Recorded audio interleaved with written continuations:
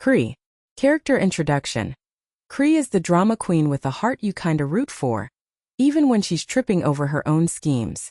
She talks in shades of shade and sarcasm, and she wears a self-imposed do not disturb sign that reads, "I'm good until I'm not."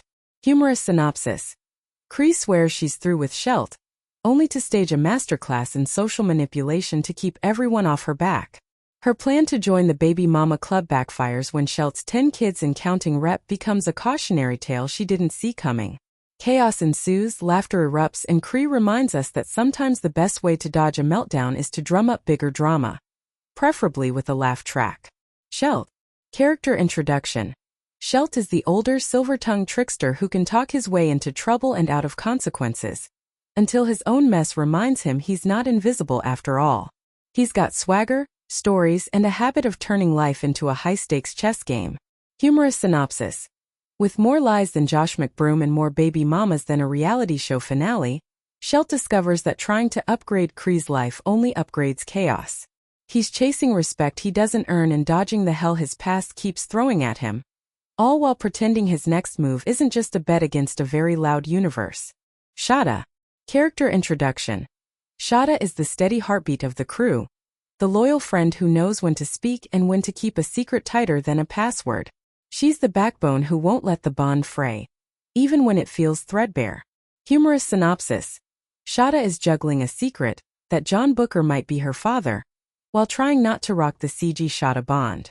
Her friendship with Suarez feels like Big Brother energy at first glance, until his glow-up brings a new swagger and a car that screams, "Check the bank account." And unbeknownst to Shada, Suarez is spending time and scamming money off Shada's promiscuous mother, Cece, despite being a sugar baby to his older, rich and underworld powerful Tonda. Keeping a lid on everything is a full-time sport, and Shada plays to win, with a sly wink and a side-eye for good measure. CG. Character introduction. CG is a headstrong, perceptive daughter carrying a mystery that won't quit. She's the kind of loyal friend who'll ask tough questions and demand honest answers, even when the truth stings. Humorous synopsis. CG is navigating a father's unsolved death and a mom who's always under pressure.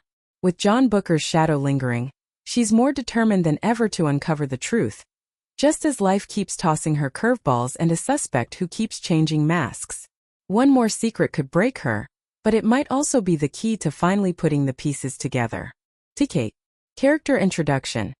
Tea-Cake is the flamboyant young man who lights up any room with style, swagger, and a mouth that's half sparkle, half truth serum. Loyal to a fault, he's the showstopper who makes chaos look like a party. Humorous synopsis. Tea-Cake adds flavor to every scene, turning tense moments into a stand-up routine with punchlines that hit harder than reality. When the crew needs a distraction, he's the human hurricane who somehow makes chaos feel like a party, and you're never sure whether to join or to grab a chair and watch the fireworks. Carnegie. Character introduction. Carnegie is the ghetto fabulous elder who's seen it all and tells 3 versions of the same story just to prove a point. She's wisdom with a wink, a mentor who's part consular, part living meme. Humorous synopsis. Carnegie dishes blunt truths with a smile, guiding the younger crew through the minefield of lessons learned the hard way.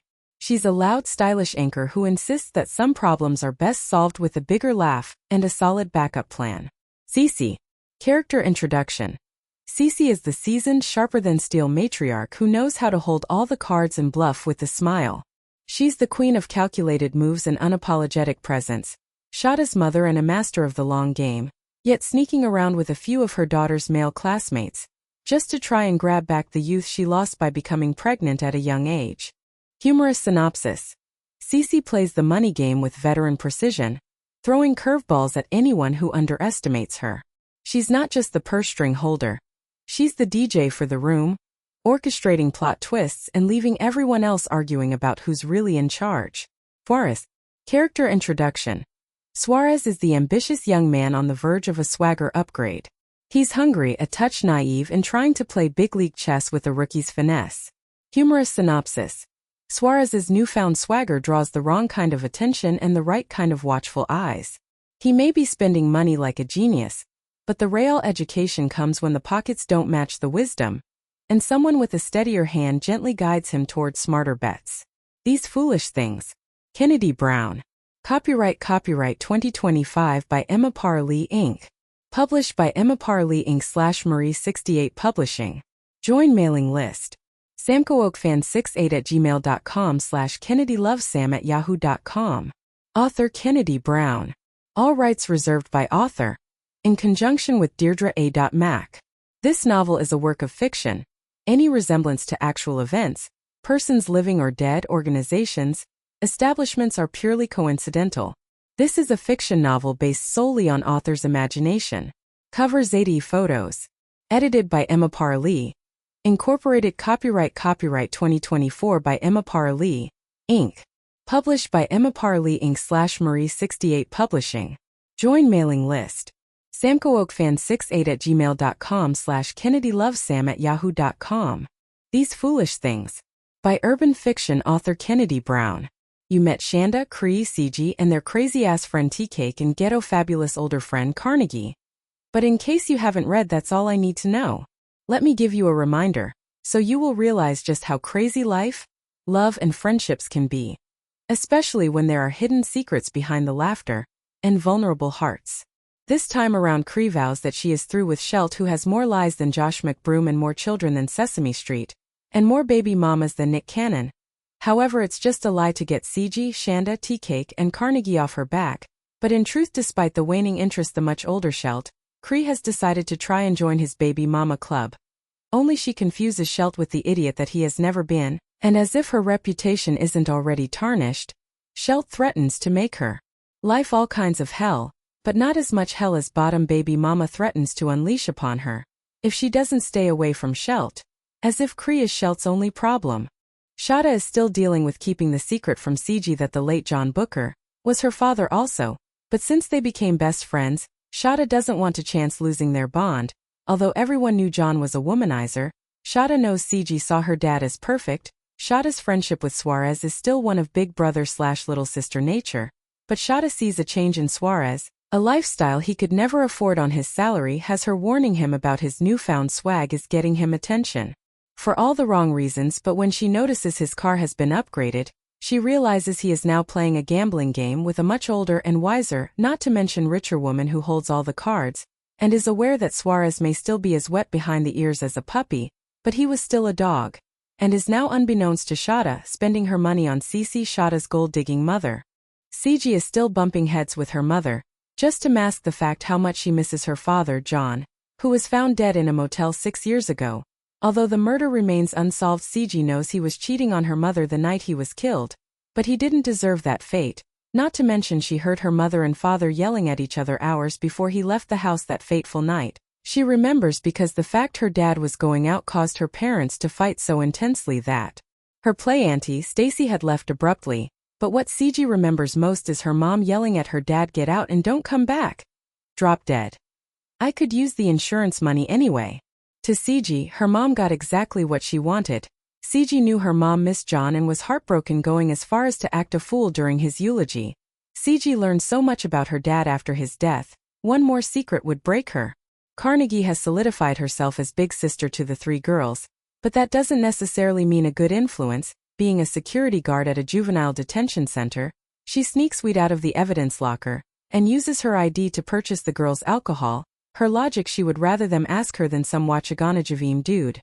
Her children are away for the summer with her husband Asante's parents. Carnegie has all the time in the world to kick back after work, until Asante goes to work on the night shift. Then she is off to live vicariously through her young friends. Tea-Cake is always down for whatever, as long as he gets home in time to babysit his nephew, Ammon, of whom Tea-Cake's parents have custody of due to his sister Jeslyn living her best life, which is anywhere her toddler's son isn't. Flashback. Cree. He thinks he's slick. Dogan and I had been sitting in the car laughing and clowning when his phone rang. It was his college roommate Drew is Shelt's nephew. Earlier when Dogan texted me, I wanted nothing to do with him when he asked if I wanted to chill, since I had been promising to hang out and seemed to never get the chance to. But what really got my attention was when he said he and Drew were staying at Shelt's as they had planned to do while Shelt drove down to Charleston with Bree and the kids, but somehow an argument with Bree over the side hoe, as he described. So why are y'all even over there if they are fighting? I asked, feeling glad all over. Nah, she went out of town, told his ass not to come. So since Drew and I were up the way, we ran into Shelt at Speedway. He told us we could get the key.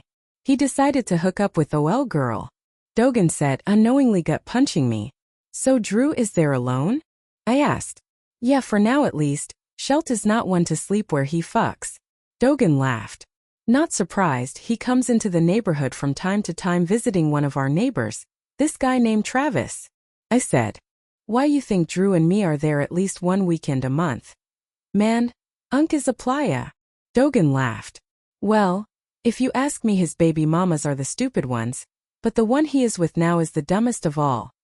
I hear he has that nice house and his baby mama loves in the projects. I mused.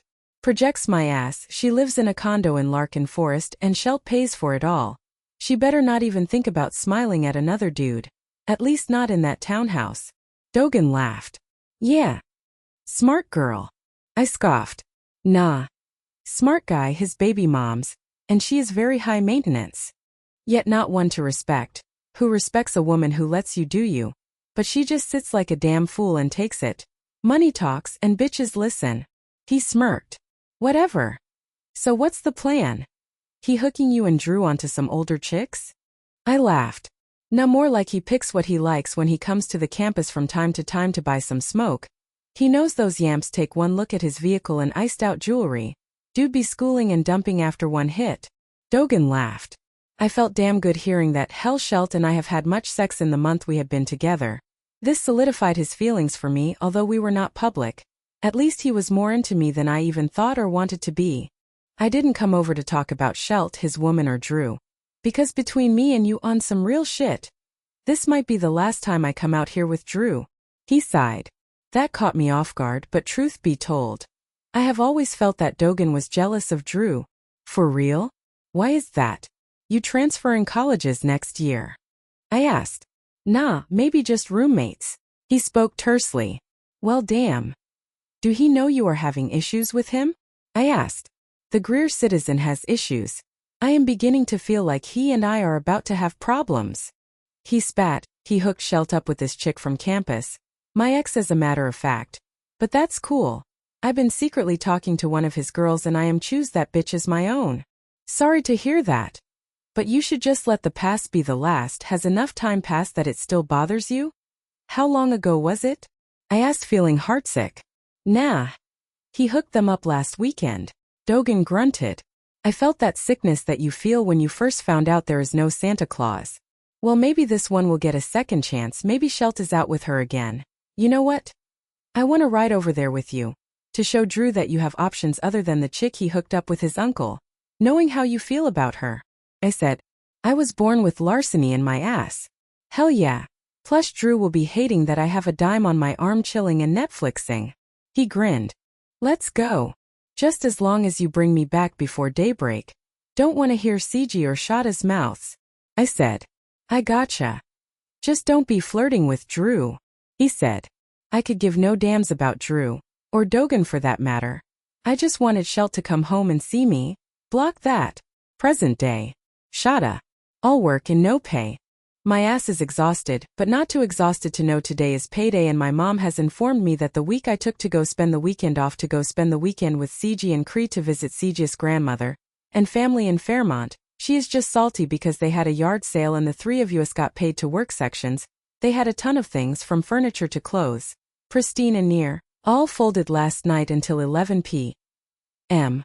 All while CG's grandmother was ironing a handkerchief that she pulled from box full of them, the whole time taking sneak peeks at me, with only the two of us knowing she is my grandmother also, as CG's father was my father too. CG has no idea, and I don't want to risk the friendship by telling her. She and Cree are like the sisters I never had, and I would never want to change that. Speaking of bonding, there is a guy I met named Suarez. Although he is attractive and I have that pretty privilege, we are not attracted to each other in that way, but I am the eldest of my siblings, and Suarez provides me with the feeling of a big brother whose shoulder I could cry on if needed. Of course, I met him through this guy named Shelt. The too old and philandering adulterer, also the object of Cree's desire, to put it lightly. CG and I don't like Shelt one damn bit, was not shy about telling Cree this. Yet and still she is always singing the side chick blues. I mean, no matter what, she was really sprung on this dude. All I know is if her father, Ricky, even thought Shelt would touch his daughter, Shelt would be pushing up daisies. Ricky once showed us a separate bank account that he called the burial fund. He told us that back in the day white men felt that if you could afford to bury a nigger you can kill a nigger. And that meant most definitely he had enough in the account to do it. Shelt would be the first to go. I went out with Dogan last night. We sat in his car talking, while Drew watched television inside. Of course Shelt's ass went on vacation with Bree and his kids. Cree huffed. CG snarled, that's his family. You are the side chick, accept it and move on. But sis, you gotta let him go. Before he gets even more manipulative, ask me, he doesn't care. You remember when his girl showed up as we were leaving? You could have gotten a fight started had she caught you with Shelt? Trust, we are good. He has security cameras. In fact, I have been all over that house. It's huge, 6 bedrooms, so if she comes while I'm there, I am to pretend I am Suarez's girlfriend. CG just shook her head and sucked the rest of her Pepsi from the Glad, and the waitress quickly refilled it. I was there once when she came there but managed to sleep in the guest room, and even if she did, I would let her think I was Suarez's girl since Suarez was living there at the time. However, whenever Shelt decided to go out, he asked me to babysit, and she would drop the kids off, but Shelt always made me slip out the side door, and after she left I would walk around to the front door and knock as if I just arrived, as to not run into her. Free said. CG and I were speechless. But that didn't last but a hot minute.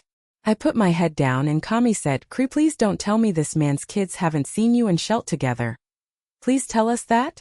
And babysitting his kids. Hell, I have younger brothers. Wanna babysit them too? Girl, you are off to see the damn wizard. CG sucked the remainder of her daiquiri and quickly ordered another. Fake IDs are so easy when you know how to do it, and we did. We needed it because CG and I knew we had to get a buzz to listen to Cree lie about why she had been missing in action. Actually, I was at Shelt's, then his ass decided he had to follow Bree and the kids to wherever the hell they want to. Frankly, I think he should correct her attitude. I told him it's not fair to have a selfish relationship. I mean, he claims to be with her because of the children. I told him to stop hiding our relationship. If she sees him with me, she will be the best baby mama. Trying to win him back is gonna be a challenge. Cree daydreamed. CG, who now had a liquored slick tongue, slammed her empty daiquiri glass on the table. Cree, don't tell me you've been sleeping in that man's house in the nanny position. That's all it is, you're dumbass keeping kids while Shelt and Bree go out separately tripping the light. Fantastic. Well, in Shelt's case, probably laid up in a swank hotel with the next fool-ass bitch like you. Dump whatever feelings you have for that bozo. CG, you don't even know what you are talking about. You may like to date a different guy from here to there, but I want to be with Shelt and only Shelt, so yeah. I know he is just testing if I am a ride or die. He and I are gonna be together, it's gonna all pay off for me. Cree said, convincing no one, not even herself. And how does Suarez feel about all this? If Tonda finds out about you playing around pretending with him like that? I asked. Suarez was my boy and all, but I was wary of Tonda and her jealous ways. Suarez is forever texting or calling and venting. I doubt she would care. She knows about Shelt and me. Cree bragged. See, ya dumbass gonna keep on, and when ya daddy finds out, your ass is gonna get somebody dealt with.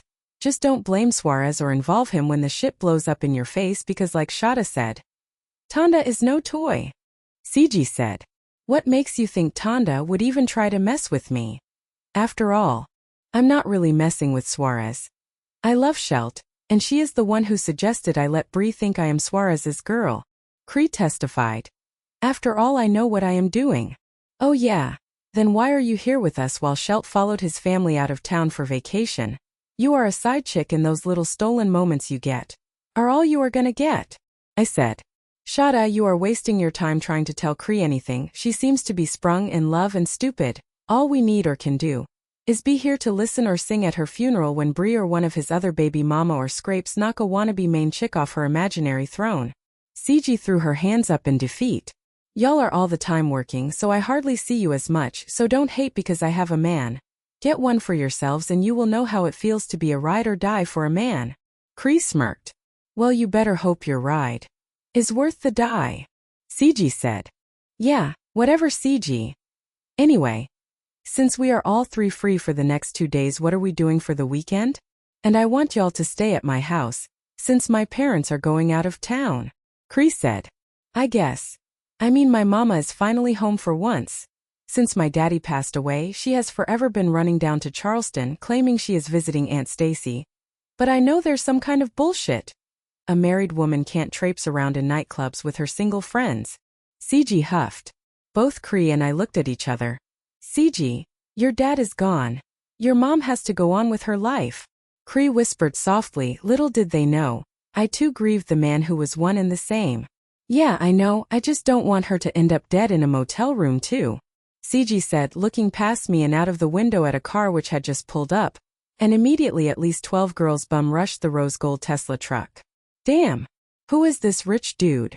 I laughed, turning to look. Huh? It's Suarez. I laughed. CG grunted. Suarez couldn't attract that type of attention if he was giving out $100 bills. Cree laughed. I tried not to, but she was telling the truth.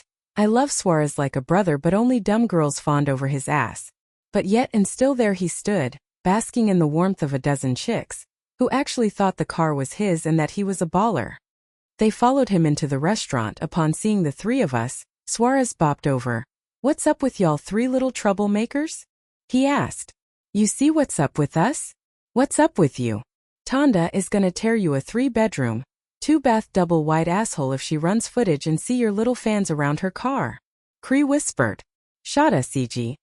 Tell your girl to hush. Suarez said, thumping Cree's ear, turning it beet red. Keep your hands to yourself, dummy. Don't make me tell Shelt. She said, smirking playfully. Shelt is gonna have a hard time reaching me all the way from Charleston. Suarez laughed. Anonymously. Cree tried to hide her anger, but she failed miserably. What y'all doing tonight? I heard they are having a block party over in Victor Court. Suarez said. Fool, we don't live on any block in Victor Court. We are not crashing a block party. I shook my head. Shada. I heard it's a party raising money for Christmas and the neighborhood kids. Suarez said. Nope. First of all, there are kids in my neighborhood who need things too, but we donate through Sugar Dumplin'. Besides, your ass is too old to be partying with teenagers. I laughed. Girl, please. There are gonna be all ages there. Plus it's for a good cause. Suarez said. Yeah, but I have a good cause for not going, because I work for my money. I don't have a rich sugar daddy to further my cause. I said, plus Tonda is not gonna blame me for you talking to one of our friends. We'll pass. So where are y'all going? Suarez asked. Staying with Cree and listen to her talk about Shelt all night. CG scoffed. At least I have a man to talk about. Cree snapped. We are just gonna hang out. We rarely get to anymore since CG and I have jobs, plus Carnegie and Tea-Cake are coming over. I said. Well, if y'all feel like it, fall through. Drew and Dogan are at the house for the weekend. Hell, bring a change of clothes for all I care. And before y'all look at me sideways, y'all are like sisters to me, so it's cool. I don't know about Drew and Dogan. Suarez laughed.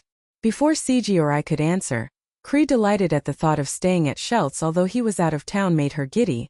We'll be there by 10 p.m. Cree said quickly. Fool. Why did you lie to them like that? You know we are meeting up with and hanging with Carnegie and Tea-Cake in a bit. And Carnegie can't get caught up in any teen smoke den, with her being a security guard at a damn boys' reform school. CG said. Girl. Get the fuck out of here. You know Carnegie likes to hang out with us no matter where we hang with, she is cool like that. Plus I were her I would get my sabbatical on every chance I got. I can't imagine getting pregnant so young, not to mention getting married straight out of high school. Cree sighed. Well, at least she is happy, that is all that matters. CG said, and I agreed. She doesn't always seem to be. I think hanging with us is the closest thing to adult conversation. I mean, she is your neighbor Shada, but she never chats or hang out with your mom or the others. Cree said. And with good reason. The minute she starts hanging with those ladies or any of the ladies in Fairmont Vista, because they would always try to get her to get their crazy ass kids off.